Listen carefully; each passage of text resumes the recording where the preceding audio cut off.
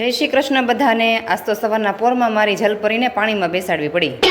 આજ જાણે એમ હતી કે મારે આજે આ ખુરશી બધી ધોવાની હતી અને આ બેન પણ આડા આડા આવતા હતા અને ઓછામાં પૂરું મેં સવારના પોરમાં એક લાડવો પણ ખાઈ લીધો હતો.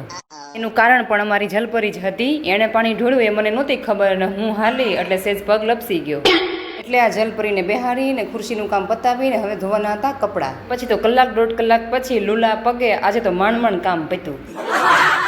એ પછી ખુરશી બધી હુકાઈ ગઈ એટલે અંદર લઈ અને મને ભણાવવા એક બેન આવી ગયા. પછી આ બેનની નજીક જઈને જોયું તો મોઢે તો જેટલો પાવડર હતો એટલો લગાડીને આવ્યા હોય એવું લાગ્યું. અને પછી તો આ બેને મને એકડા ઘૂંટવા બેસાડી દીધી અને હરખો મેળ નહોતો આવતો તો મને હાથમાં બટકું પણ ભરી લીધું.